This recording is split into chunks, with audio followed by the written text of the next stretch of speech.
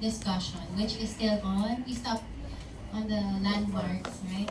Mandibular landmarks. So we'll move on with the maxillary landmark and then the biomechanical considerations of complete denture. Okay, class, by the way, I think you've already seen the post of DCC regarding your Revalida. Nakita mo na ba? Your schedule of Revalida will be on the week of the 9th.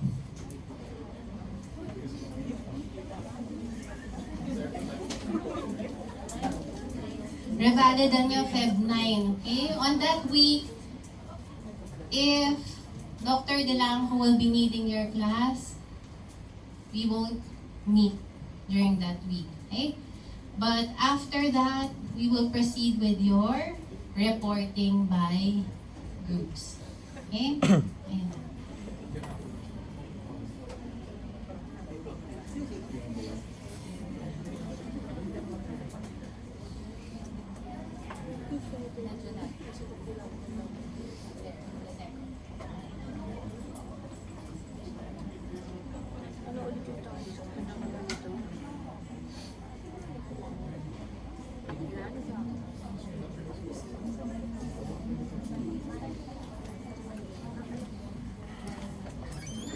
Okay, let's go to the maxillary landmarks. I'm sure you still remember the maxillary arch of your patient. Okay? Ang important sa maxillary arch is the posterior palatal seal. Another term for your posterior palatal seal is Post. not the vibrating line, but it is also known as your post down. Okay? In your CPE and board exam, the PPS is a criteria for checking. Okay? But do not bead or do not scrape your posterior palatal seal. So how do you draw your PPS? So first, sige. Okay? How do you draw your PPS? What are the boundaries of your posterior palatal seal? Okay, posteriorly, kaya kala ng iba, other term is the vibrating line. The posterior boundary of your PPS is your vibrating line. How do you locate the vibrating line?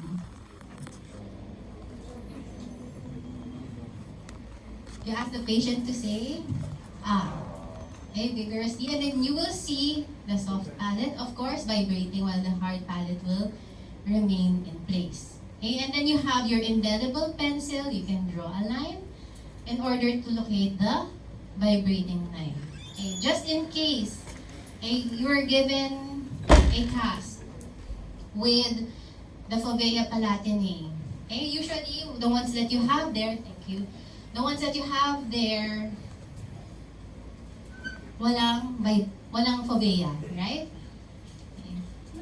Remember that 2 millimeters anterior to the fovea will be your vibrating line. Okay? So it is different from the images that you see online na nire-require ng board exam. Okay? How many millimeters anterior to the fovea is your vibrating line? 2 millimeters. The lateral extent of your posterior palatal seal is? Lateral extent or lateral border? It is up to your hamular notch. Okay? Common error when you draw, you do not extend up to the hamular notch. You only draw the cupid's bow up to the tuberosity. Okay? Or even terminate on the hard or soft palate, depending on your drawing. Okay, naintindihan, class? Cupid's bow, may grade to sa board exam. Okay? Cupid's bow. Next. The rugae, is it a primary stress-bearing area or a secondary stress-bearing area? secondary because it resists anong type of movement? Lateral movement as well as vertical. Always naman may vertical. Primary stress-bearing areas are the ones that primarily resists vertical movement. Samples of which are yung flat surface of your palate and also the ridge. Okay? So next, what is this forest green? Underneath your incisive papilla is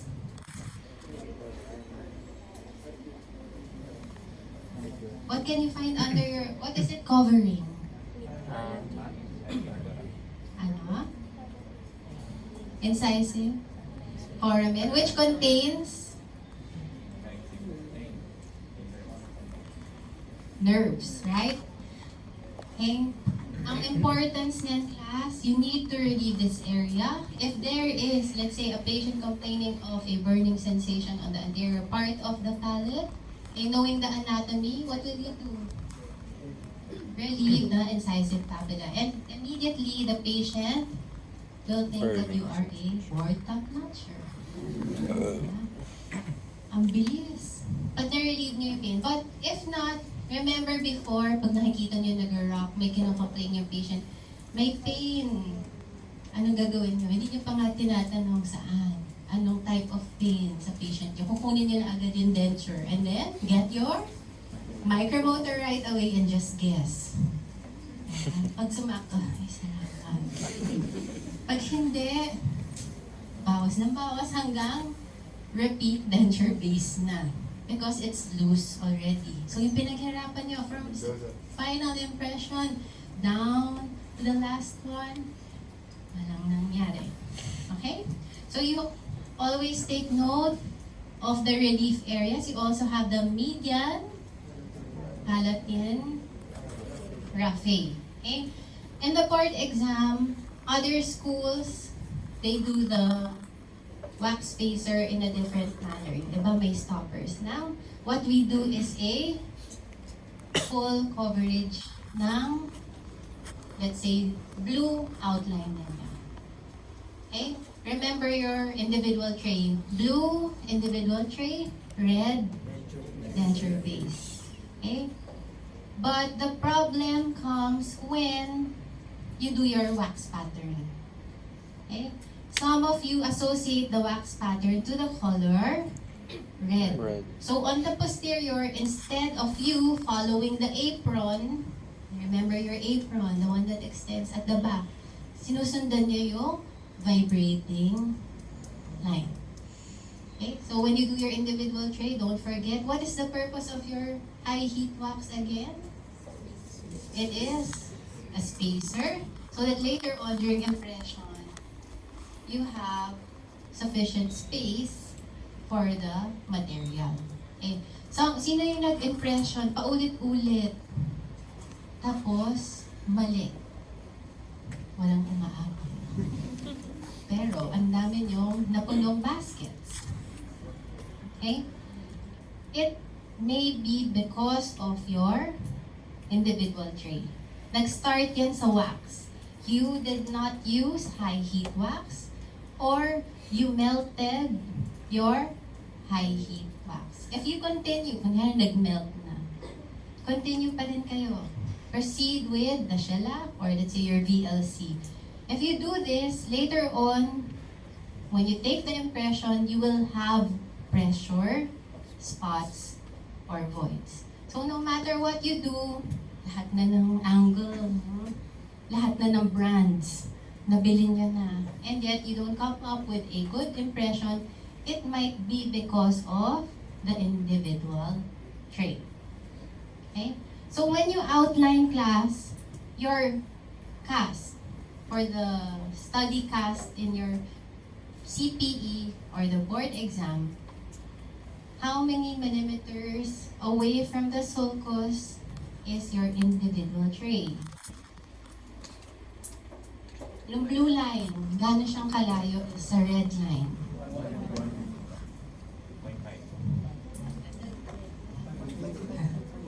Ang favorite nyo is? Pag nag-guess kayo, di ba? 1 to 2 millimeters. 2 millimeters is the distance between your red line and the blue line. This will give you enough space for the next step, which is border molding yung green stick compound. Okay? Again, in other countries, it may be of another color. Pwedeng red. Basta pang border molding.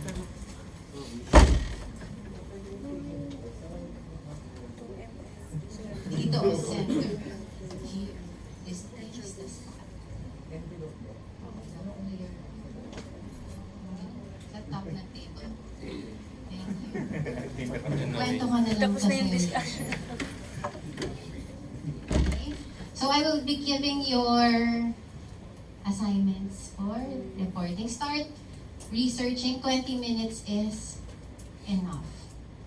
Okay, and then upload it. We will make a drive so that after the week of your revalida, we can start your reporting. Okay?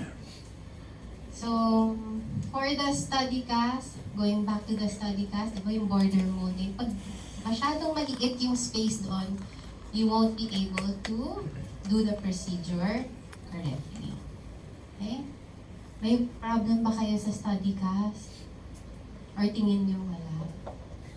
Kasi meron yung iba, the blue line should be broken or solid. Broken. That is the new rule.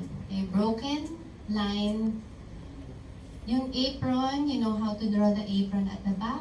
When you descend from the tuberosity, extend up to the other end. Okay, diagonal na line.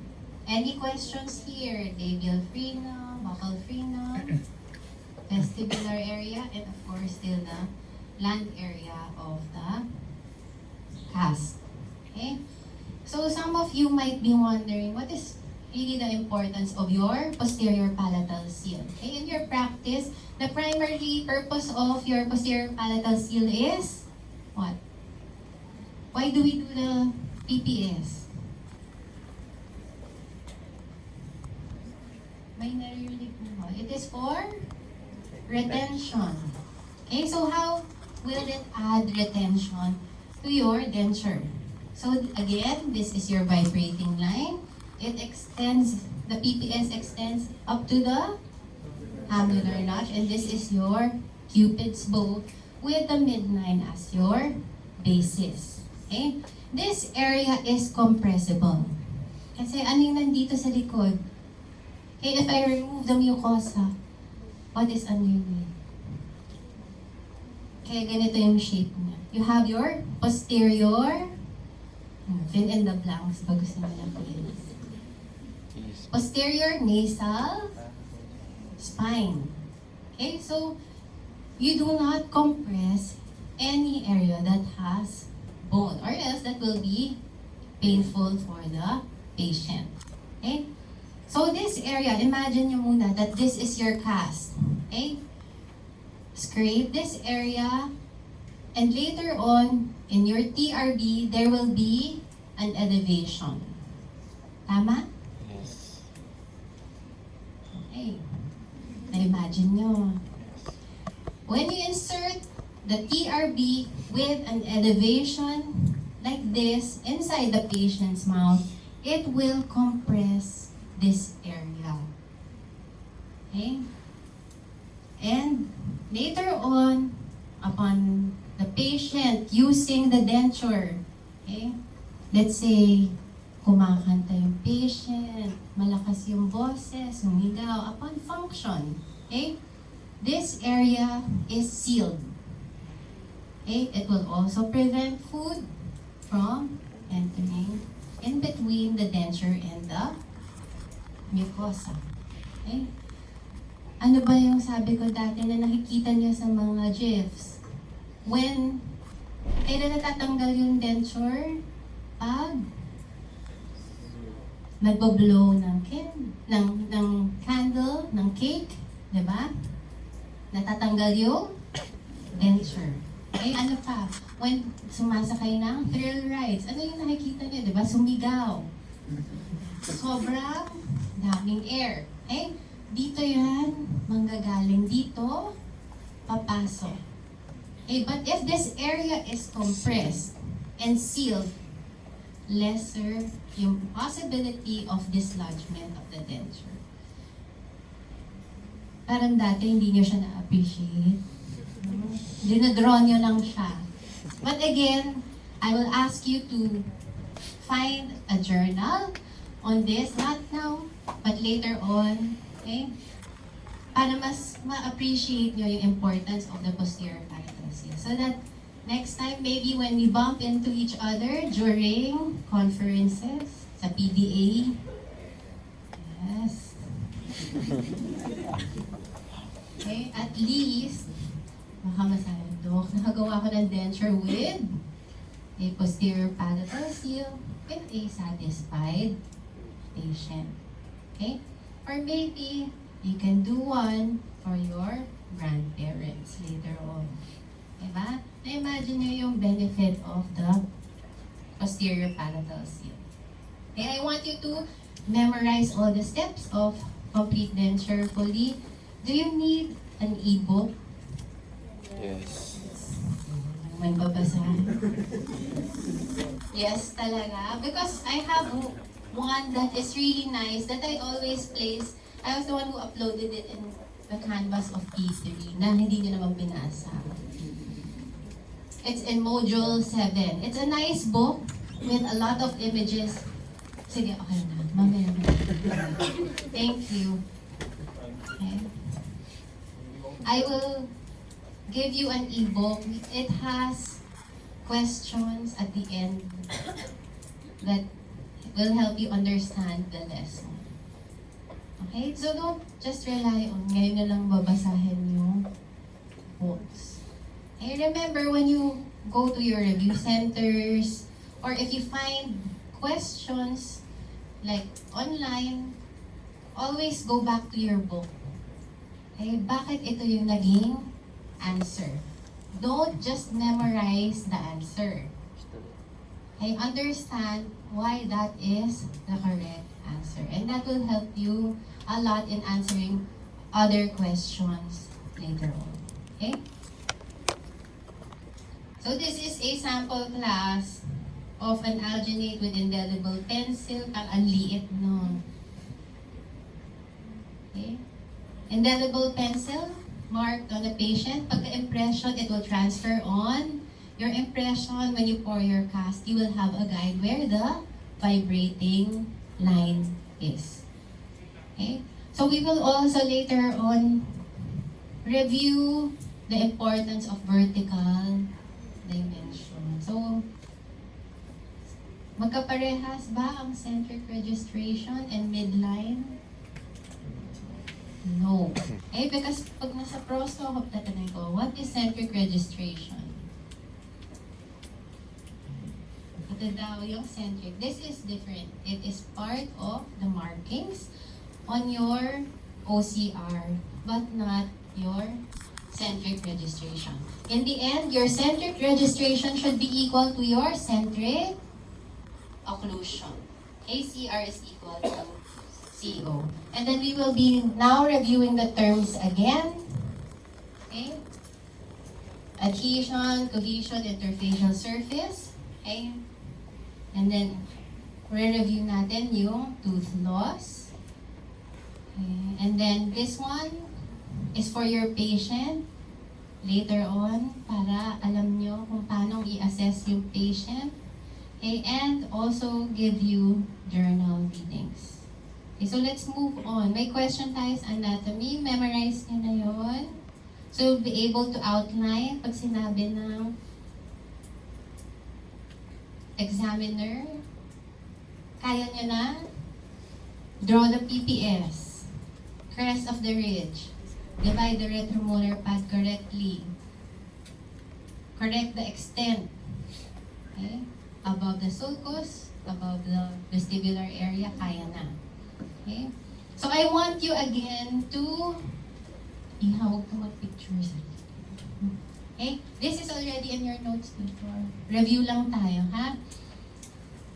Maybe during that time, napagod kayo kasi yung second sem, ang dami yung ginawa, di ba? Before clinics. Remember your subjects then? It was quite challenging for all of you. You had to adjust.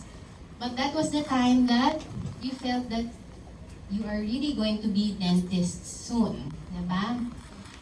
Yun yung SEM na yon. And I want you again to digest what is in front of you. Okay? You have the physical and biomechanical considerations. Read the first statement. Okay? The complete denture prosthesis is a mechanical object in a biological environment. Minemorize niyo yung, parang hindi niyo naman minemorize ng dati. And it is now that you will realize that, yes, that's why I had some difficulties or challenges before because I failed to note this. Okay? You always thought that it would always match your patient, whatever you did would fit your patient.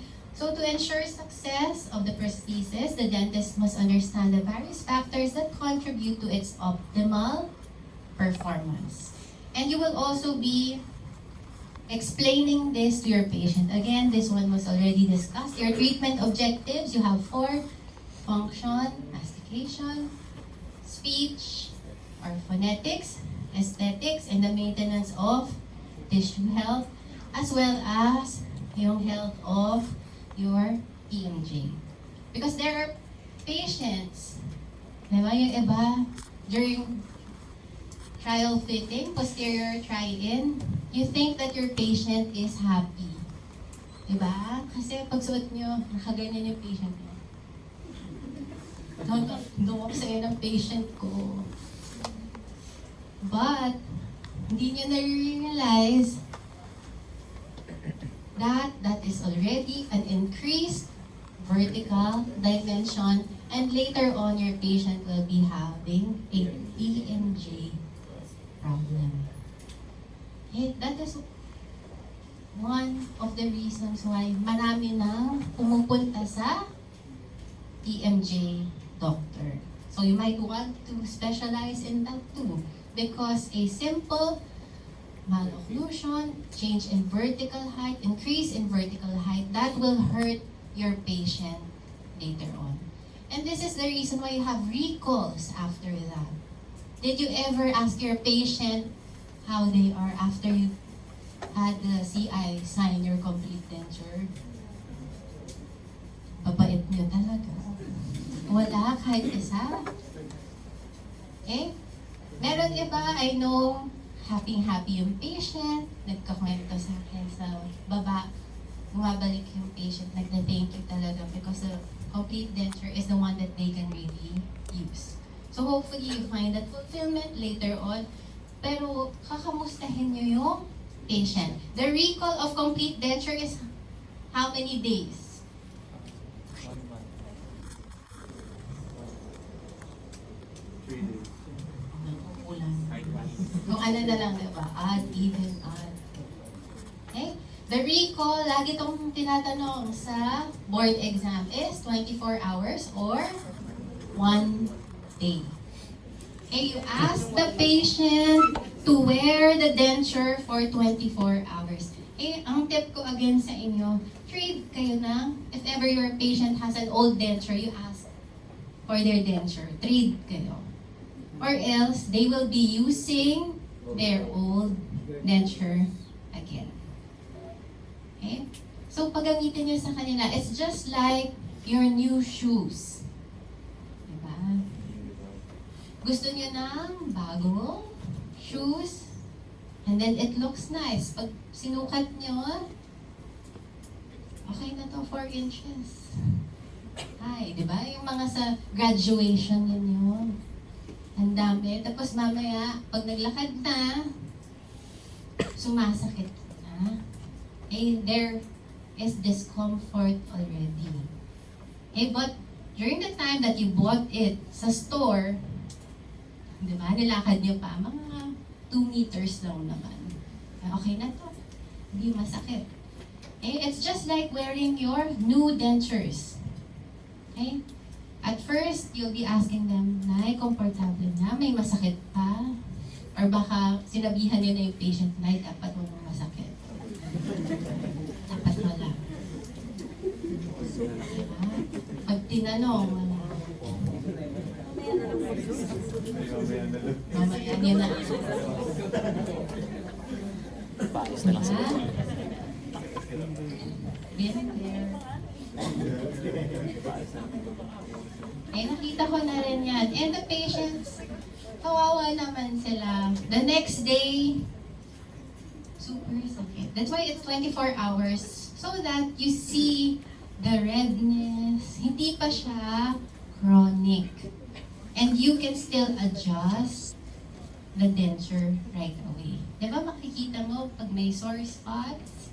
Eh, or else it will turn out to be something na baka may sakit yung patient, magkasugat, matagal yung healing, magka-infection, sino may kasalanan. Okay, so you always do the recall 24 hours after delivery in your practice. Okay? So what are the greatest forces acting on teeth? You have the vertical and horizontal direction. So for the vertical direction, you have mastication and deglutition, which you do numerous times a day, unconscious. Okay? Paano ba kayo mag-swallow ng medicine ninyo? Vitamins ninyo na vitamin C na malaki. Aside, a horizontal, the vertical direction. And you have to consider, class, remember during your P3, you work, and your dent mat, you worked on an ideal cast. Kala nyo, di ba? Kaya naman pala eh, madali. Diba? And then your patient now comes with the following. Na meron na siyang tongue, yung lagi kayong nakikipag-away sa tongue ng patient. Okay? May lips and my cheeks. Okay? So, nagsiset in na yung reality na nandyan na yung neutral zone. So, you should be setting it here kung saan harmonious siya with the movements of the cheeks, lips, and the tongue. Okay? Common error for the lower setting is too lingual. So, pag umangat yung tongue, dislodge din yung denture. And you fail to note that the floor of the mouth moves up and down just because your cast is static. Kapag nag-outline kayo, okay na to. Eh pag umangat na yung floor of the mouth, it can be dislodged. Okay? Now, we go to the support. Okay? This is how you will be explaining it and assessing later on questions based on the comparison ng natural and complete denture or your artificial teeth. Okay? So you will see that really the natural teeth mas superior siya than the artificial teeth. So kaya kung sinasabi sa inyo, do not promise anything that you cannot deliver. Okay? If you set the expectations of the patient. Okay? If you tell them something, ito lang yun. Explain nyo ng maayos. Okay? So in terms of support, your favorite perio, okay? The cementum bone, perioligament, and gingiva is still present. For complete denture, imagine you just have the mucosa, submucosa, periosteum, and the residual bone. Okay? And then you have, ito yung importante class, the masticatory load, which I always ask. Okay? It's 44 pounds or 20 kilograms in natural teeth. Okay? Yung masticatory load ninyo. And for complete denture, it's only 6 to 8 kilograms or 13 to 16 pounds. You see the difference? Diba? Yung mga patients nyo, they are really excited to be able to eat again. Okay? But look at the difference. Not even half. Okay? Baka kasi i-promise niyo sa patient, kaya niyo na yun. Kainin lahat. Okay, they can, but dapat smaller yung pieces, and that will depend on your instruction. And this is the reason why, bakit pag lahat ng self-defense in-apply mo na, bakit yung iba nangangagat? Diba? Dahil ganito, kalaki yung load ng natural teeth. And sometimes it works. Nakikita nyo, diba? Lahat na ng martial arts ginawa na. Area of support. Again, you have 45 for natural teeth.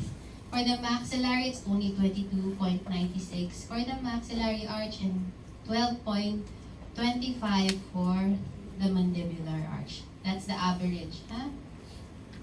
So your residual ridge plays a very important role in complete denture construction. Unfortunately, it undergoes resorption. Okay, what is the pattern of resorption? For the upper,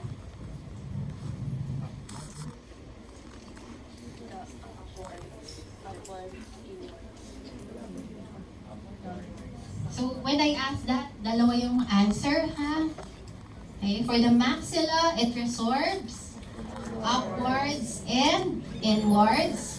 For the lower or mandibular arch, it resorbs downwards and outwards.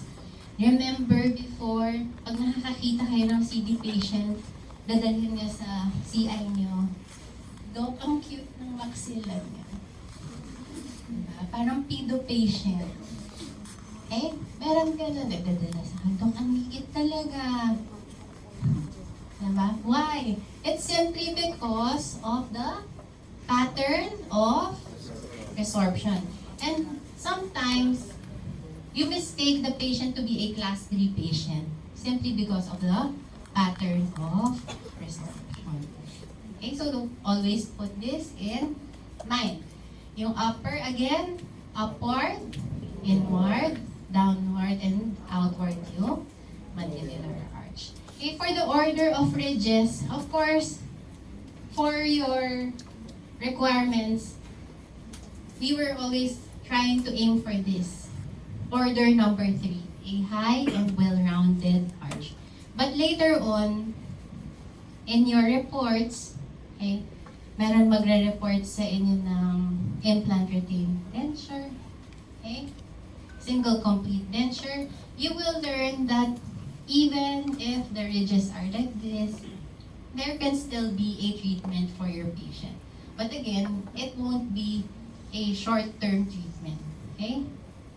Para siyang implants.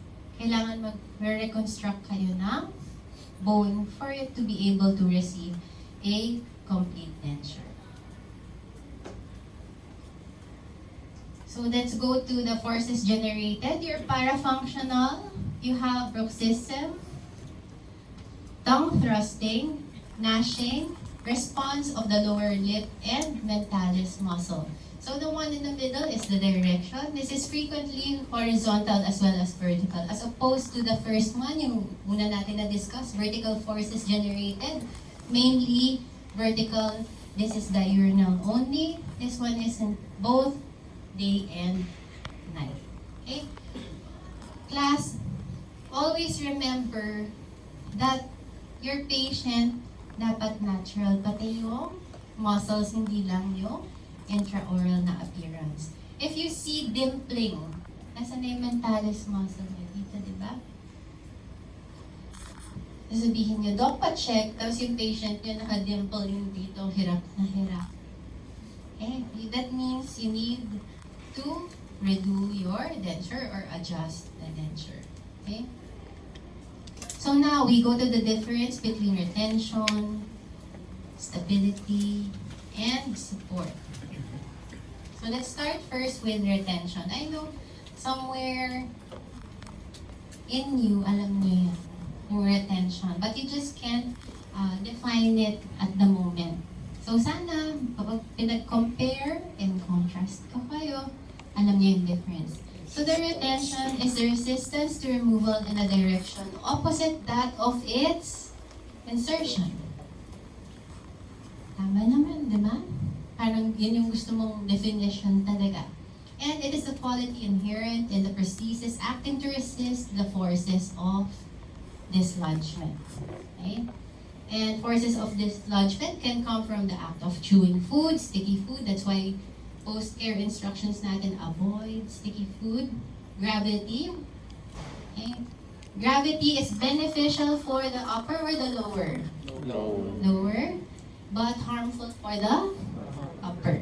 Okay?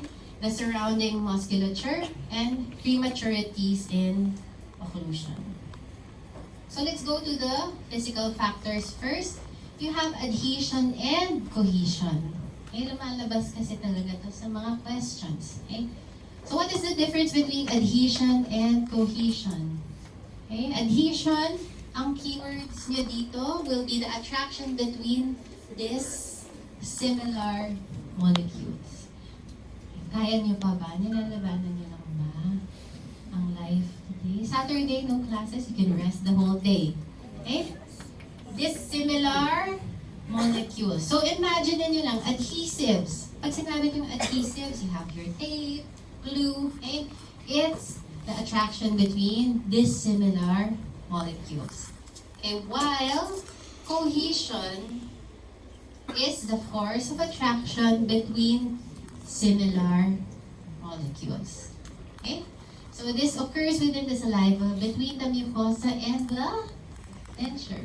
Hey, remember before when you had your dentures in your pocket? Diba? Tapos pinapasuot nyo agad sa patient. Hindi nyo man lang binasa. Diba? Hirap na hirap yung patient. Ang tagal niya. Anong ginagawa ng patient? Para mag-adapt. What does a patient do? Diba? Sinisip-sip niya pa. Bago kayo matapos dahil hindi niyo siya binigyan ng chance muna ng starter ng water, di ba? Right? Ganyan na ganyan yung patient. Tapos nalaglag. Okay, that is your cohesion. You need saliva, but not the thick and ropey type of saliva. Okay? That dislodges the denture more.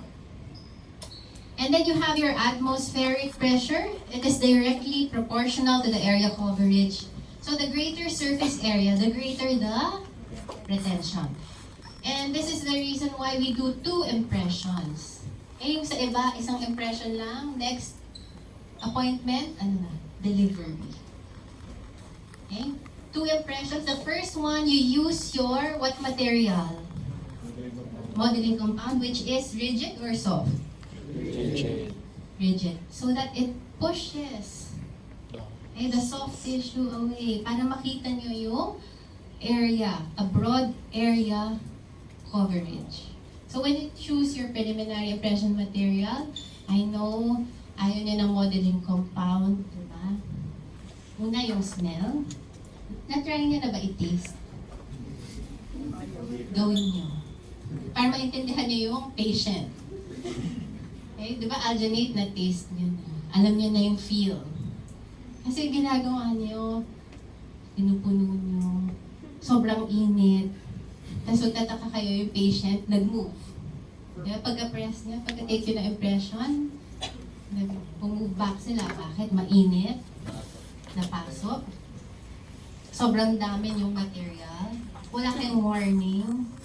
Okay, because of the taste. And you have several techniques on how to avoid the patient na magat. Diba, lagyan mo salt, okay? Yung tongue, okay? Several. But don't go to the extent na mag-anes pa kayo, ha?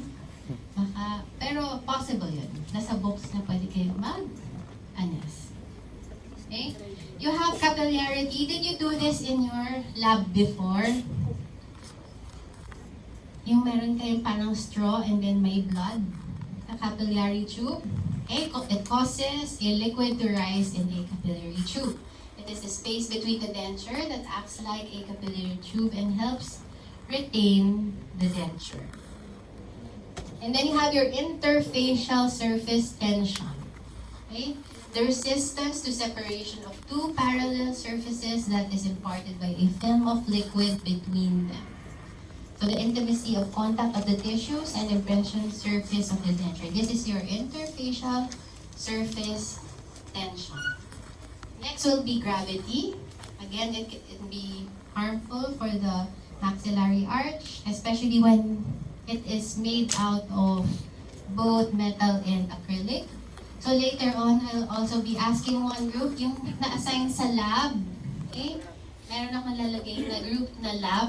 That will be the group who will be discussing the different offerings of the laboratories sa complete denture. Kasi ang alam nyo ngayon is only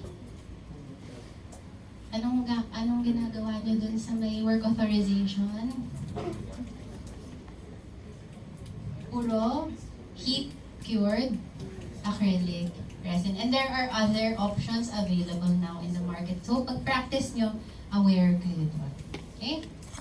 Modulus. You already know the modulus, di ba?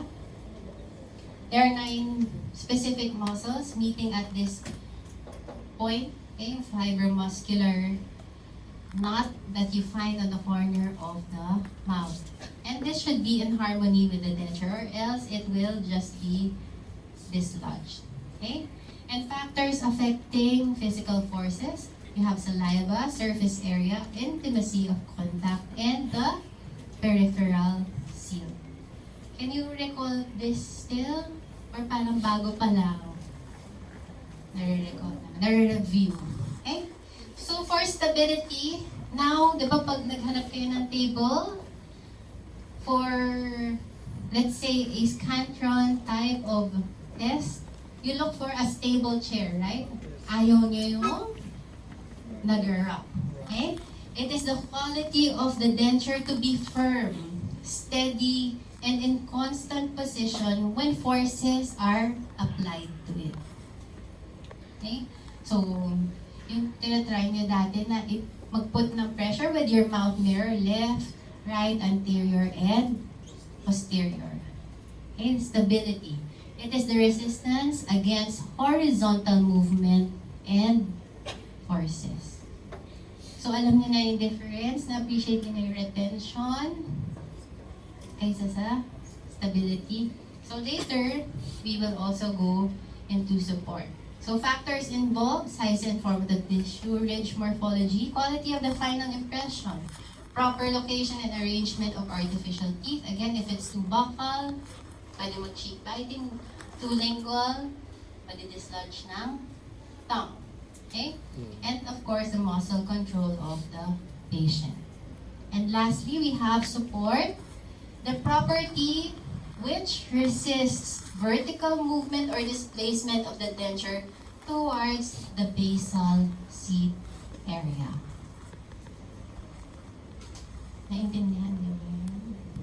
Okay, the property which resists vertical movement or displacement. Baka malito kayo, ha? Displacement din yung retention. But retention is opposite that of its insertion. So for the upper, it will be downwards. For the lower, it will be upwards. This one, displacement of the denture towards the basal seat area. Clear? Okay, so factors involved in the support of denture: amount of denture bearing area, quality of supporting bone, and ridge morphology. Clear ba yung concepts na yun? Okay? Clear? May questions? Okay, so next meeting, we can move on to the next topic. Kung walang questions, we will have a quiz next meeting. Dapat ngayon. Totoo dapat ngayon. Kaso lang, bibigyan ko kayo ng chance mag-aral.